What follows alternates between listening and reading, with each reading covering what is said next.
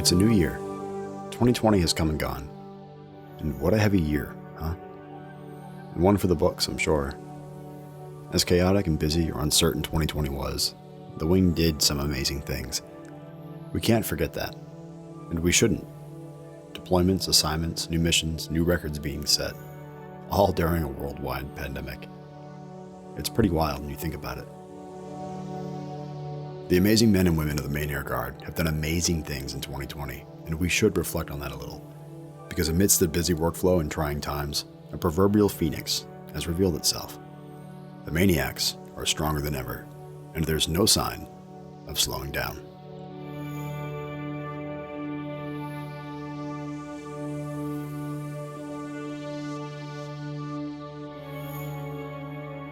I'm Master Sergeant Andy Sinclair, and this is episode 47 of the Maniac Radio Show, and the first episode of 2021. Let's talk about this past year. It's important that we do.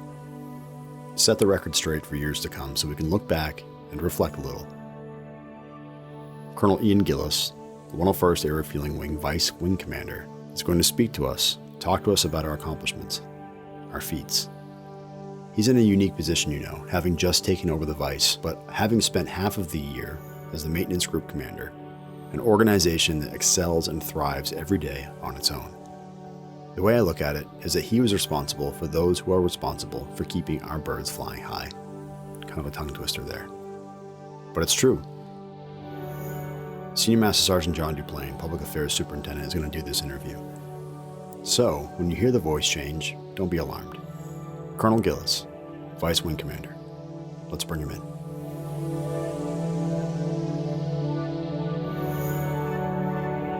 I am with Colonel Ian Gillis today.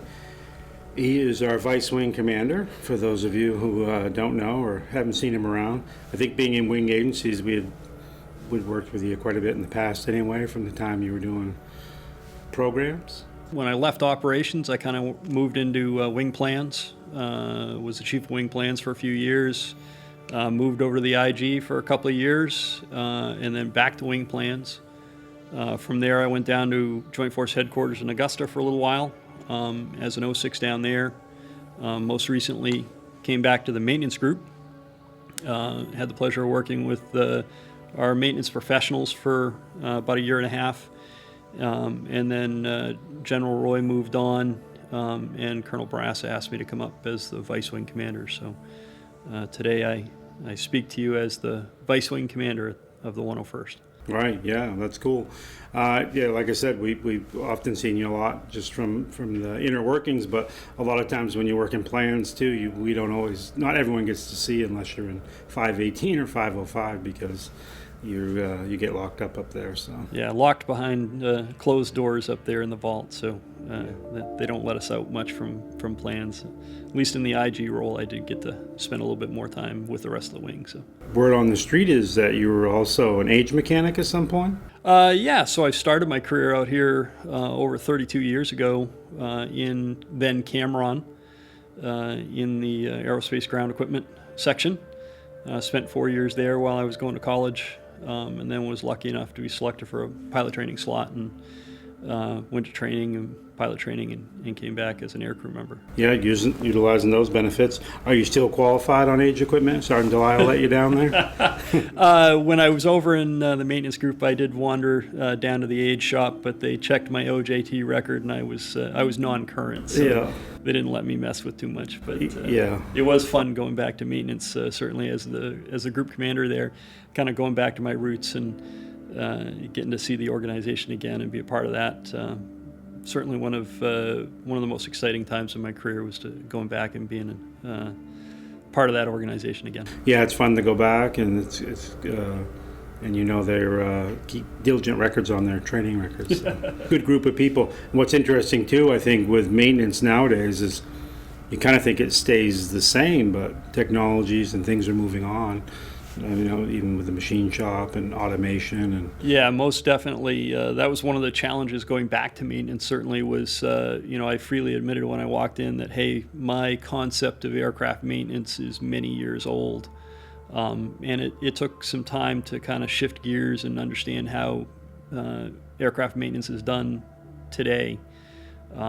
and the capabilities we have. When you look at the machine shop and sheet metal and what they can do with their 3D printers and their CNC machines and stuff like that, really some amazing stuff happening over there. Yeah, I mean, it's cutting edge as far as technology-wise, on every scale, which is impressive. So, which is an oxymoron when you talk about an airplane that is 60 years old plus. Right. That we're using cutting edge technology to keep that aircraft working and doing its mission day to day. So, yeah, and with the machine shop and the 3D printer,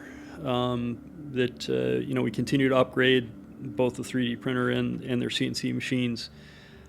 We had a conversation with AFWERX, which is kind of the innovation arm of the Air Force, just a week ago, where we're kind of one of the leading wings, certainly in the Air National Guard, with that kind of technology and trying to pave the way for future use of that technologies, as well as being a regional hub for them as well. So the 101st can kind of leading the way, certainly in the maintenance group in that realm. Do you tell us a little bit about yourself personally? I mean, hobbies, things you like to do? Well, been out here, I would say the Maine Air Guard's one of my hobbies, certainly having been here for 32 years and being a member of the organization. Outside of here, this time of year, I'm an alpine ski coach. I volunteer over at Hamden Academy, running their alpine racing program. So that keeps me busy in the winter months, keeps me out on the hill and enjoying winter. And then other than that, just kind of family. I've got 3 daughters, one in high school and 2 in college now, one about to graduate hopefully this spring. And they keep me very busy. All 3 of them are also alpine athletes, so that's kind of our family thing, is being on the hill in the winter. Good place to be in the winter. That's great. Oh, great. Thanks for sharing that with us. Again, it's good for a lot of people so far removed from 505 and the other agencies that you work to kind of put a name with the face, and maybe they ski or something. So good to have that out there. But so today we're meeting up because you kind of had an idea. You and Chief Osgood were kicking it around. Talking with Chief Osgood a couple weeks ago, I voiced a concern that a lot of things have gone on this year, and I'd hate to see the year go by without trying to capture them and recognize some of it. Both he and I were concerned that the danger in trying to do a recap or year in review is that you miss something. That is a danger, but I didn't want to let that kind of stop us from trying to at least hit the high points in the year. With that being said, just because you don't get a shout out during this podcast doesn't mean that we don't recognize your efforts. It's just in a limited amount of time we maybe couldn't recognize them. Last week I was on a call, and our TAG, General Farnham, was on the call, and he summed up the new year. He said, if I've got 2 words to encompass New Year's Day here, or New Year's Eve, it was proud and optimistic. Man, as we roll into 2021, if I had to pick 2 words, those would be it. Proud of what we've accomplished in 2020. With COVID and everything else going on, the unit really stepped up and did a lot, and I'm very optimistic for what 2021 holds for us. To delve into that a little bit further, I think for those that have had contact with other units around the United States, both active duty, Guard, Reserve, we see that some units kind of took a knee in COVID-19, and they pulled back and slowed down their training, slowed down everything, and went about it very, very cautiously. But here at the 101st, we hunkered down to protect our missions, but we continue to operate. And the wing, and when I say the wing, the whole wing, everyone, all of our members contributed to everything we accomplished, and I think we have a lot to be proud of. So that's kind of what I'd like to do here today, is kind of highlight some of those things and talk about them a little bit. In no particular order, I'll try and run down through some of the stats. So right off the bat, executing almost 900 sorties this year, 897 sorties over 2,918 flying hours. Now that stat in itself really doesn't tell you a whole lot, but to put it in perspective, last year we executed a little over 2,100 flying hours in the training environment, training our people, seasoning them, getting ready for them to deploy worldwide and do their jobs. That made it the second highest training year since 2001. So when you put that in perspective of COVID, where we had limitations on people coming in and we did the split shift things and all of that kind of stuff, that's a banner year during the pandemic. Coupled with that, we did about 136 sorties that were contingency operation type stuff. 126 of those were overseas. So those are our folks doing missions in the deployed environment.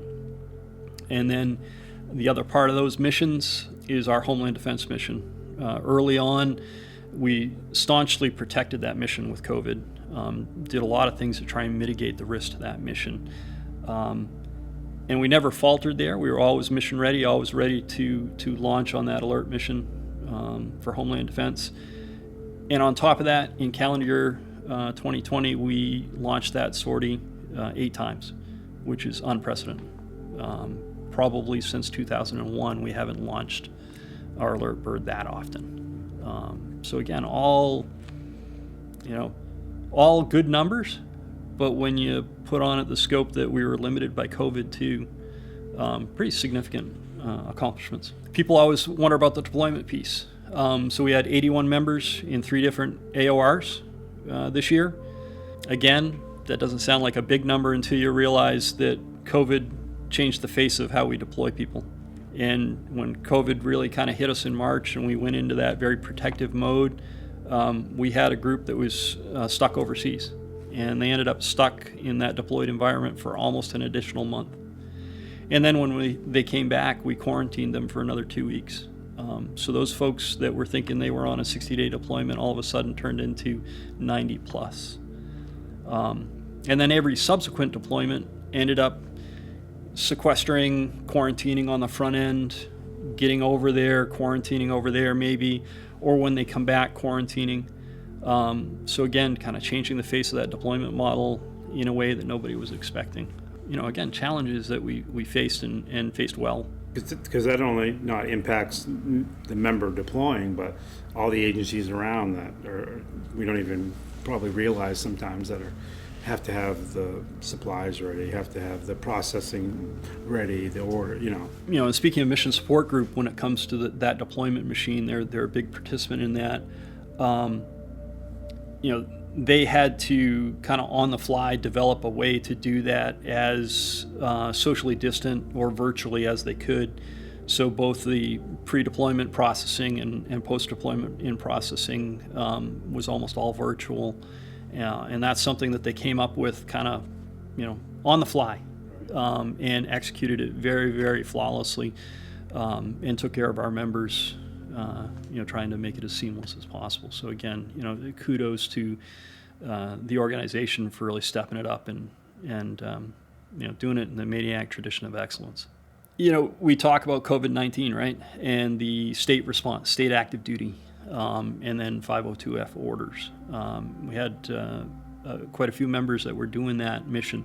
Early on, it was fit tests in long-term care facilities or helping move supplies around the state. Decontamination, we went into several long-term care facilities and cleaned them up. We did train the trainers for the fit test mission, things like that. We had members that were in the MEMA, the Maine Emergency Management Association, and their control center, working as liaisons, to the point where those people were by name requested to stay, doing such a great job. And then most recently, we've had members that are doing the COVID mapping mission. So, again, members of the Maine Air Guard supporting the state of Maine. We think of COVID-19 as being a first responder, a medic type thing, but it's not just people from the med group that are doing that. It's people from all over the wing that are lending a hand and learning new skills and doing new things. So positive can-do attitude of the wing is showing through in 2020. And it's good that they lean on us. They know, we've got the body of influence of people that can step up and perform those jobs with that flexibility to go from PA to do that, or go from their other job to step up and learn that new skill. And I think they did a week and they were off and running. So. And then they bring that expertise back. They bring, our folks that are embedded with MEMA right now are learning a skill set to be able to interact with other agencies that they would not otherwise have gotten. So, it's a benefit to the unit as well. And two, we don't have a lot of natural disasters here, but in the event we ever were to have that, having those relationships makes that process and makes that go better. Much more seamless. Yeah, because you've already have those connections. So I think it's a win-win all the way around that people are able to do that. Sure is. I look at, obviously being an air crew member, I look at operations and what they've gone through. Every calendar year starts a new training cycle. So we're in a new training cycle. We looked at last training cycle and really hit it out of the park. There was 85 formal training programs accomplished last year, which is a pretty high number. But that also included 11 new crew members that got certified in our unit's mission last year. Almost an unprecedented number of training programs there. And then they had 9 requal programs. People that had left the aircraft for some reason and are coming back in.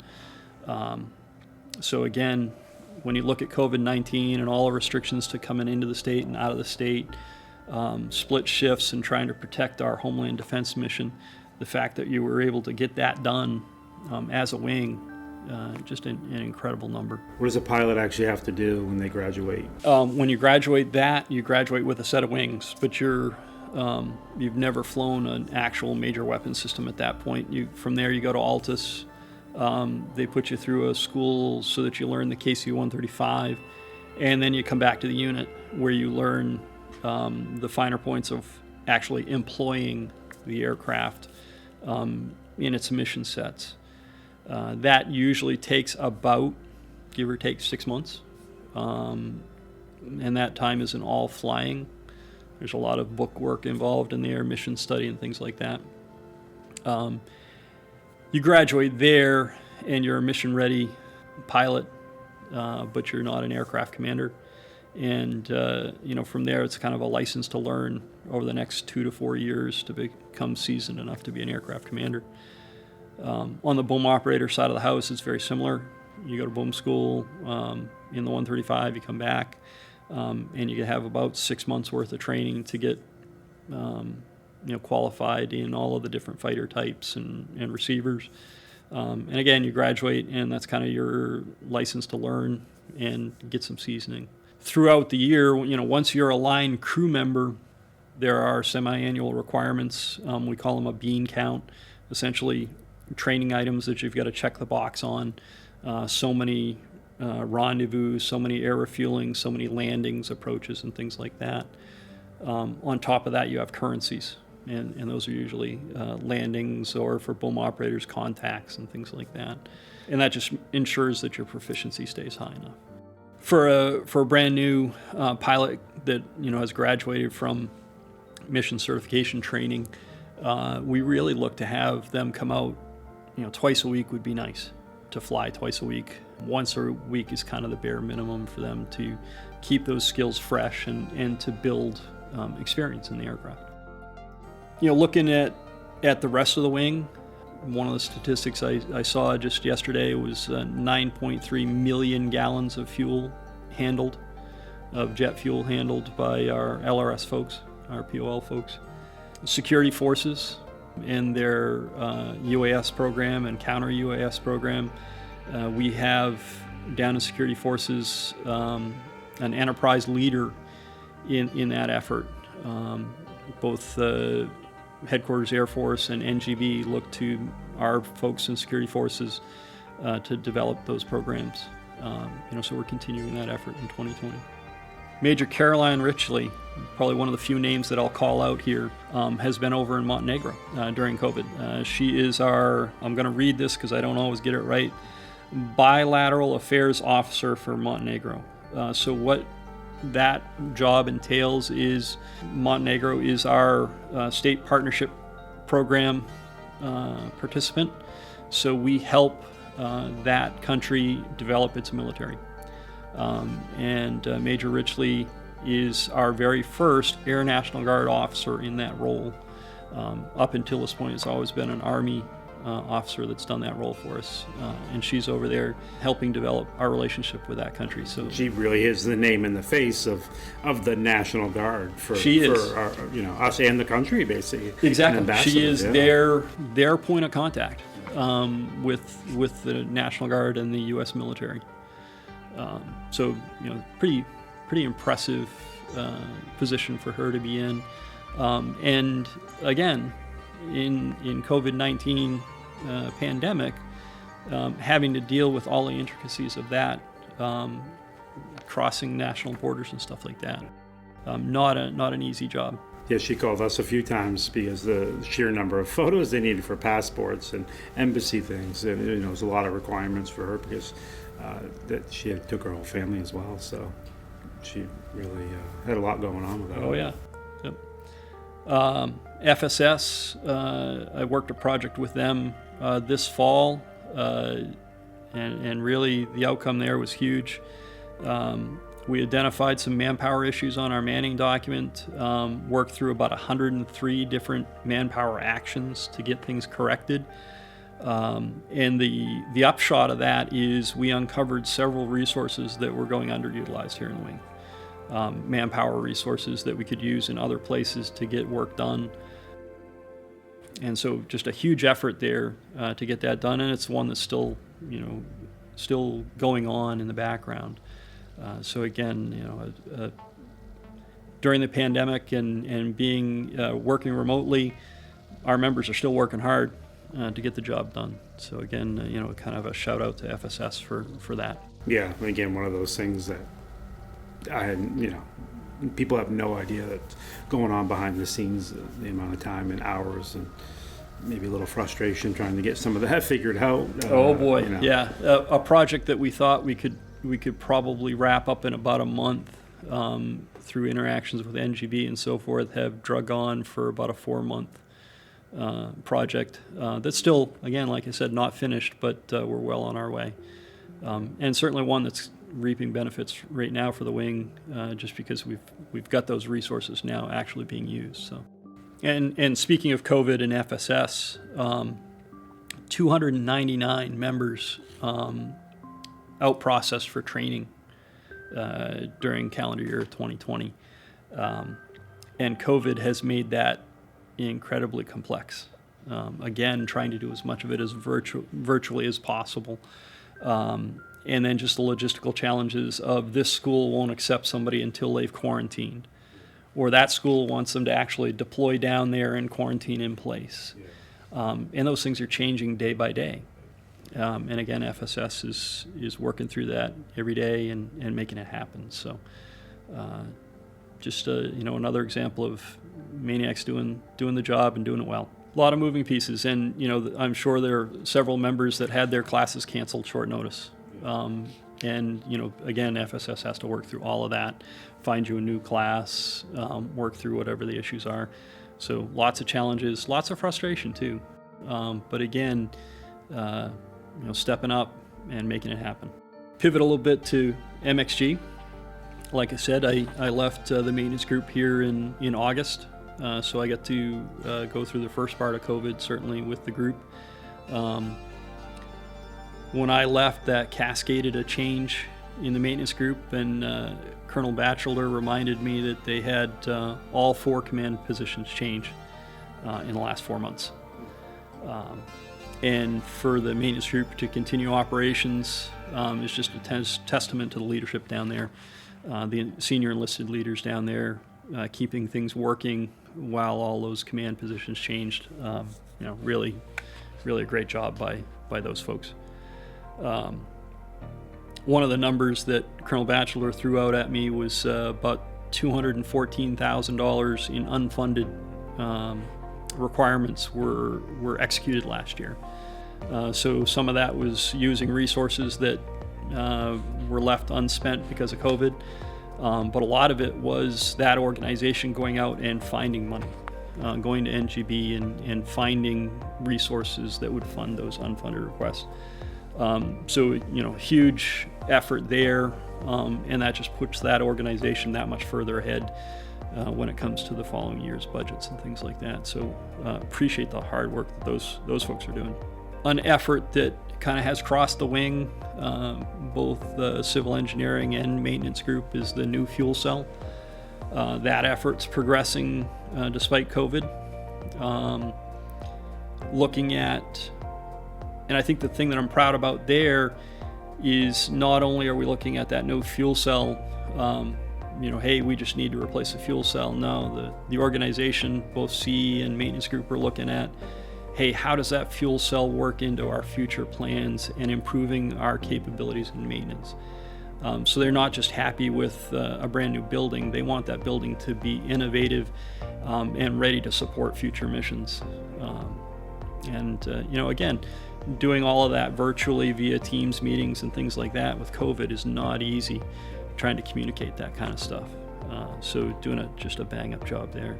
And most recently, within the maintenance group, we have obviously our aircraft go to depot maintenance every 5 years.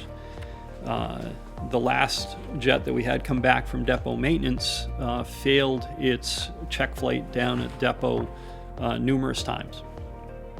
And depot really couldn't put their finger on what the problem was. They thought they fixed it and sent it back to us. And of course, our maintenance group does a very thorough acceptance inspection when it got here. And knowing that it had a problem down in depot, they really dug into it and were able to uncover the underlying problem, re-rig the aircraft, and clear up that discrepancy. One that depot was befuddled with and couldn't fix. So, again, a testament to our ability to get things done and understand the systems of that 60-year-old airplane is really cool to see. How does that make you feel as a guy that's in the seats? I'll be honest with you, our maintenance makes me feel good about it. I don't always have that warm fuzzy sometimes with other jets, but I am thoroughly convinced that a jet turned out by our professionals is going to be safe to fly. Not only safe to fly, but fully mission capable. And I think I've worked my way around the wing. Med Group is the last one.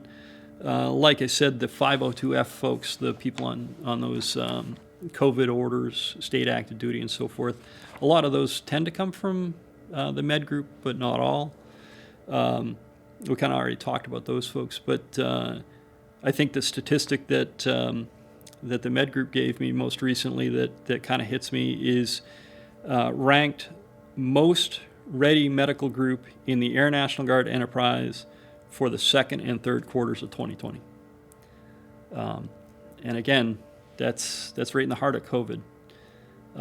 So they were able to keep up on their training and their requirements to the point where they beat all other Air National Guard medical units to be the most ready in the enterprise. That's an impressive statistic. The other highlight for them, we have the first surgical technician in the Air National Guard to complete that program.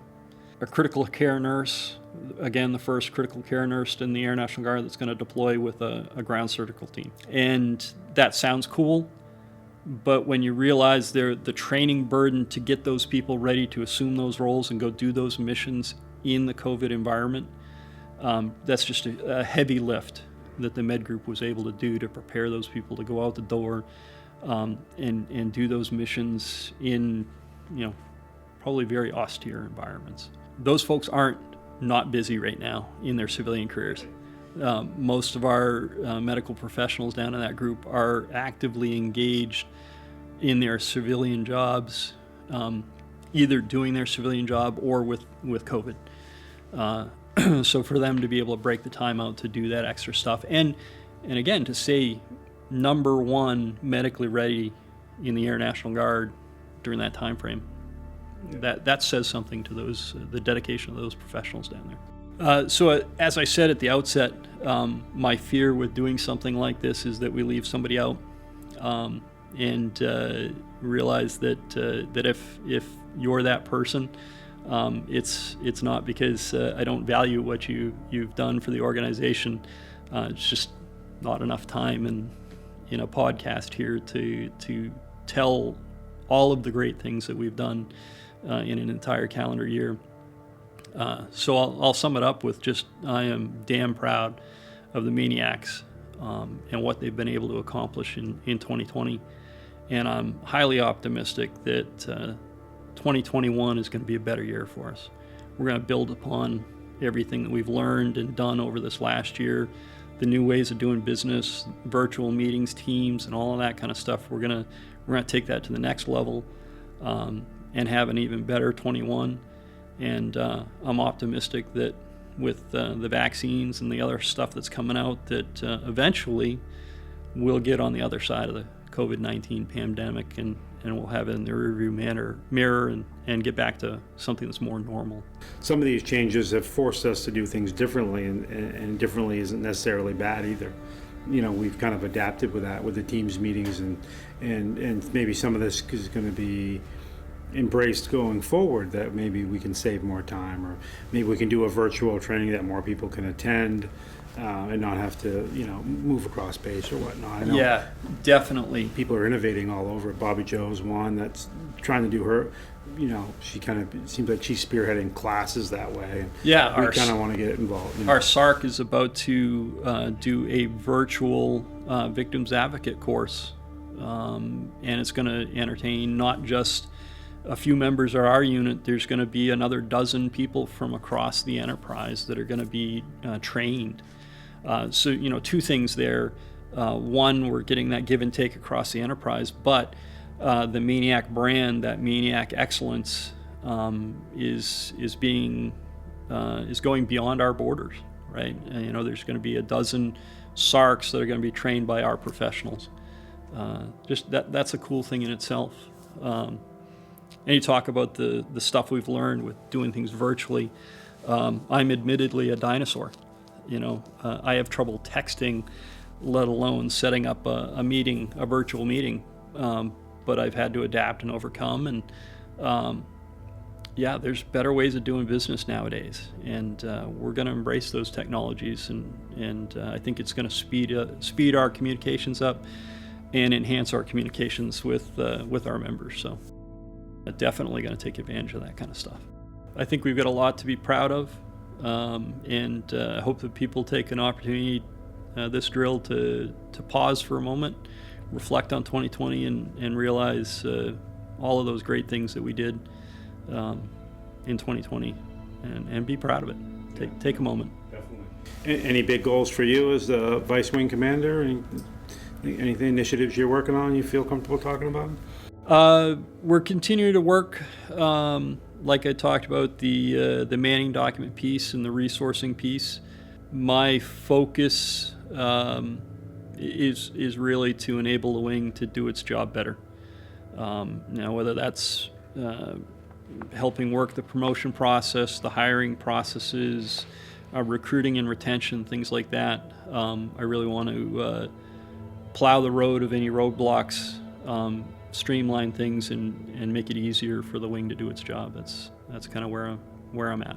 Again, Colonel, I appreciate you taking the time, and I hope a lot of people get to see you a little better, put a name with the face, and it's when we're having a little less virtual, they get to say hello in person here and there, or see you out and about. So appreciate the time, and look forward to catching up with everyone. This drill, it's going to be busy, and people are going to have a lot of stuff going on, but hopefully we'll still be able to connect in some ways and keep our meetings and still touch base. So yeah, it'll be a busy drill with the UEI, and then just trying to keep normal business going. So appreciate everybody's efforts, and looking forward to that great 2021. Thanks.